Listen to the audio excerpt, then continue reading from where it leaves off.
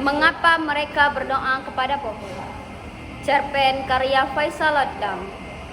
Aku tumbuh menjadi pohon. Orang-orang di kampung kami akan tetap percaya, bahkan jika harus didebat hingga mulut berbusa. Mereka mulai mempercayainya sejak tahun 1947. Kini, pohon asam itu sudah besar dan semakin tua. Kira-kira dapat diukur dengan 5 tangan orang dewasa melingkar lengan untuk mampu memeluk batangnya. Hampir setiap hari orang merubut di sana, mengucapkan doa yang rupa-rupa jenisnya, lantas mengikatkan kain rupa-rupa warnanya, dan berjanji membuka ikatan itu setelah doa mereka terkabul. Jadi, jangan heran ketika di ranting, dahan, batang, atau tidak berlebihan jika kukatakan hampir semua bagian pohon penuh ikatan kain. Ada banyak doa di sana. Demi menjaga tubuhku, ada pagar beton sedada manusia berwarna hijau lumut mengelilingi batang pohon. Para pendoalah yang membangunnya.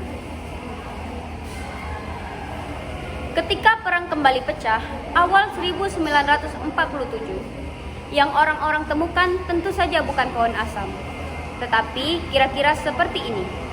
Kami bergerombol digiring seperti kerbau. Kaki tangan kami dikekangi tali dari pilihan daun pandan. Bedil Belanda menuntun dengan moncongnya dan sesekali mempercepat langkah kami dengan popor yang mendarat di tengkuk atau tulang kering. Kami tahu beberapa saat lagi hidup kami akan direnggut satu demi satu.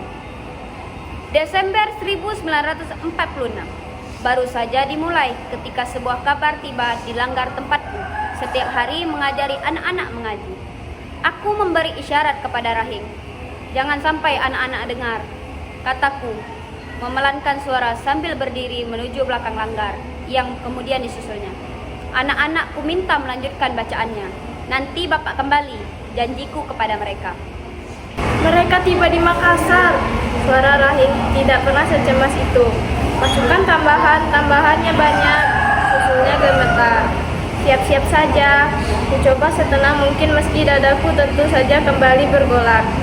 Dari Makassar baru saja kudengar kabar kalau mereka kembali ingin menguasai pusat-pusat perlawanan di Sulawesi Selatan. Kabar itu tiba-tiba beberapa minggu sebelum Rahim menyusulkan kabar tentang ketibaan pasukan khusus Depot Spesial Reuter DST KNIL yang mulai bergerak ke kampung kami ini. Di Bacukiki, jantung of the link Pare-Pare. Bersama Rahim, bersama Laskar, Andi Makassar lainnya, aku pernah berjuang sebelum kemerdekaan. Dan ketika semuanya telah kami rebut, penjajah laknatullah itu kembali.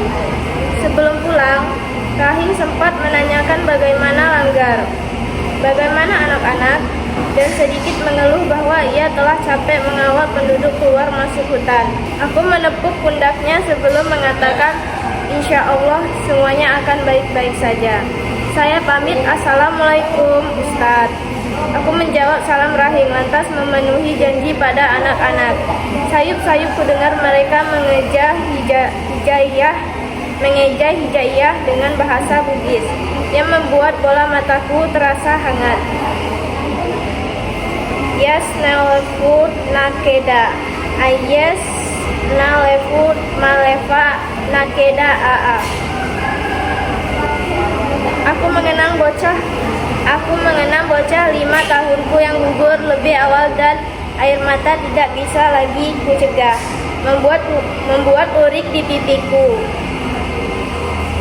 Setelah kabar dari Rahim, menyusul kabar tiba dari anggota laskar yang satu ke anggota laskar yang lainnya. Seperti suara desingan peluru beberapa tahun lalu, kabar duka dari Makassar tak henti-hentinya mendera. Kabar pertama tiba dari Borong dan Batua. Keduanya diduga tempat berlindung pemberontak dan berbagai macam alasan tak masuk akal lainnya. Setelah itu, disusul daerah-daerah lainnya, di Goa dan Takalar. Dan tentu kabar buruk itu tiba tak pernah luput mengikutkan jumlah korban jiwa. Sebentar lagi mereka menuju ke sini. Begitu laporan salah satu anggota laskar pada suatu malam di Langgar. Ketika tidak ada lagi aktivitas mengaji sejak pemerintah Belanda mengeluarkan surat edaran dan pernyataan darurat perang.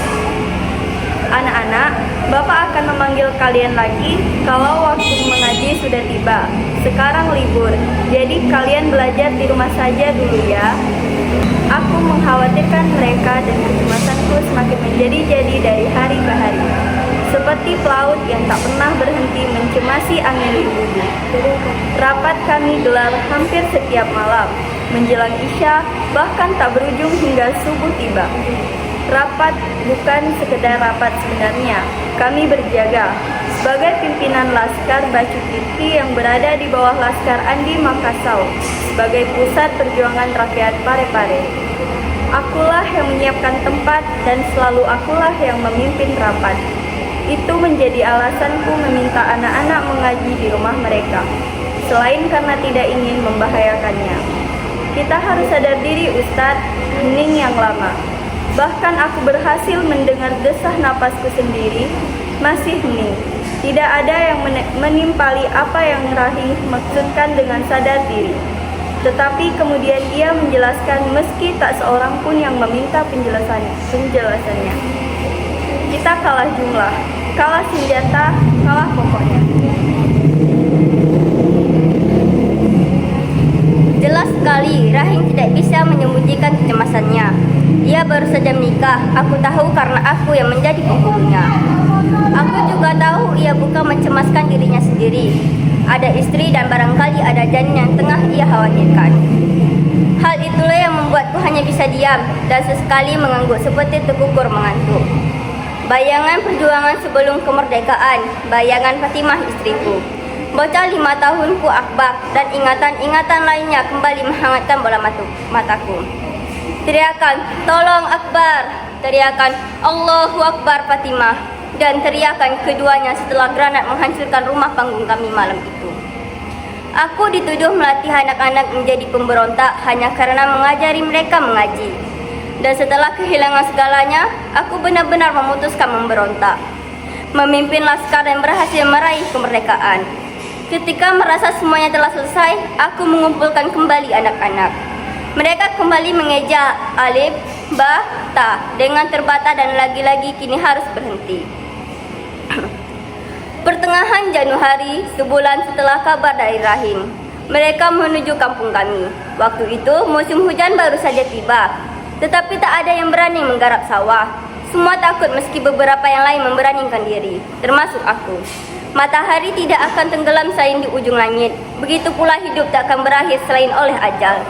Aku meyakinkan diri berkali-kali, menatap biasanku di cermin, mencari-cari kalau sampai ada anggota tubuh yang hilang dalam biasan. Semuanya lengkap dan begitulah orang Bugis meyakinkan diri sebelum berperang. Janggutku lebat, uban mulai tumbuh di sana, di rambutku juga. Meski memang seharusnya lelaki 50-an wajar jika beruban. Mataku sangat sayu dan tulang pipiku semakin menonjol. Biasan juga menampakkan luka besar di pelipisku, bekas serpihan granat malam itu. Ya Hayyul Ya Qayyum, wahai yang maha hidup, wahai yang maha berdiri sendiri. Aku mengucapkannya di dalam hati berkali-kali, sampai aku merasa benar-benar siap. Mereka meski berkali-kali pula berhenti karena batukanku yang semakin parah juga rutin mengeluarkan darah. Yang juga rutin mengeluarkan dahak darah. Diriwayatkan Rasulullah mengucapkannya berkali-kali saat perang Badar, saat tak tidur semalaman menunggu orang-orang Quraisy. Pintu digedor keras oleh seseorang yang tampak buru-buru. Benar saja, ketika aku buka, aku temukan Rahim tanpa pucat sebelum terbata-bata, mengatakan bahwa si jagal dari Turki sudah di perbatasan dan berusaha ditahan oleh laskar. Ia kemudian melanjutkannya dengan, saya harus amankan istri saya dahulu, Ustaz, maaf. Detik pertama setelah kalimat selesai, amarahku hampir memuncak. Egois sekali, namun sebuah kenangan memaksaku takluk. Aku tidak ingin menyampirkan luka yang sama di puncak Rahim. Begitu selesai, gabunglah segera. Timbalku hampir berteriak, menyusul langkah menyusul langkahnya yang tergesa-gesa. Aku menuju perbatasan bersama lebih kurang 20 anggota laskar Bakiki lainnya. Di tengah derasnya hujan yang belum berhenti dari kemarin sore. Namun, seperti ajal yang tak mampu kami tebak, tibanya keadaan berubah. Pertahanan di perbatasan kalah. Kami berdesak masuk, bersembunyi di rumah-rumah penduduk. Hal itulah yang kusesali. Penduduk yang menampung kami waktu itu juga digiring seperti kerbau ke tengah lapangan ketika sore hampir selesai. Tidak peduli perempuan ataupun anak-anak, tidak peduli tua ataupun muda. Kami berbaris di lapangan dengan lutut menumpu di tanah dan tangan kami diikat ke belakang. Ratusan orang terdiam tanpa mampu mengelak, apalagi melawan. Dadaku seperti pendiangan menyadari semua itu. Seorang yang tampak sebagai pemimpin DST menuju kerumunan. Ia memperhatikan wajah kami satu persatu dalam remang. Siapa yang tengah ia cari? Aku bertanya-tanya di dalam hati. Tatapannya dingin. Ia tidak seperti yang lain. Ia menyeringai, penuh ejekan kepada kami. Wajahnya hampir tanpa ekspresi. Mungkin dia yang Rahim sebut sebagai si jagal dari Turki itu. Westerling yang dilaknat Allah. Dadaku semakin panas, namun aku kini seperti burung patah sayap, patah paruh. Ia masih menyelidiki wajah kami satu persatu dengan diam. Tangannya memegang Browning P335 yang sesekali ia gunakan ujungnya untuk mengangkat dagu jika ada dari kami yang menunduk. Tiba-tiba pistol itu meletus, suaranya memekakkan telingaku dan bau mesiu sontak menguat. Disusul tubuh perempuan rubuh di depanku. Dia istri pemberontak. Hanya itu yang kutangkap dari bahasa Indonesianya yang kacau balau lagi pelan.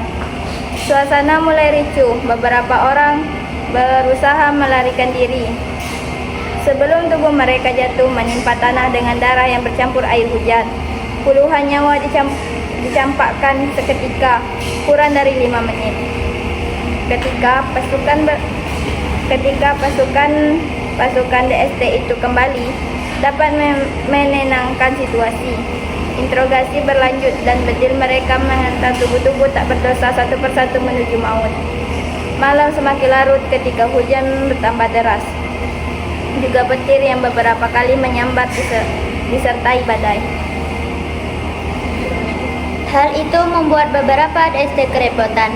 Dan tentu saja keadaan kembali ricuh. Di dalam gelap itulah mereka menempati kami tanpa iba, teriakan dan erangan berganti saling sahut. Aroma asyir, darah mengeluar bersama misu.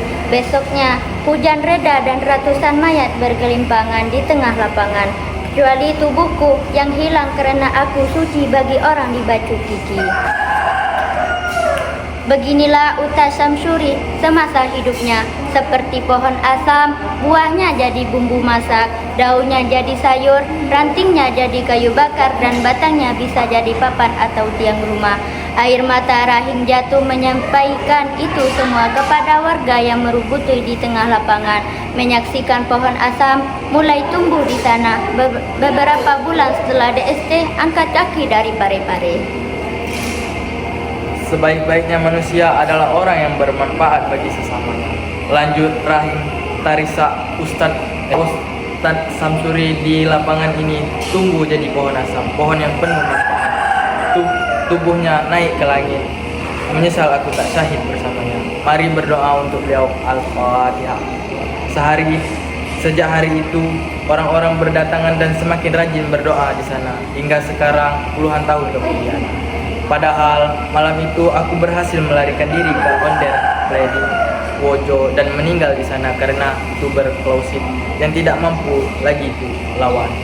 Aku meninggal beberapa saat setelah Jenderal Sinopros sebagai pimpinan agresif militer Belanda menghentikan darurat perang di Sulawesi Selatan pada bulan kedua tahun 1940. Makassar 2015, Kompas edisi 21 Februari 2016. Selamat menyaksikan.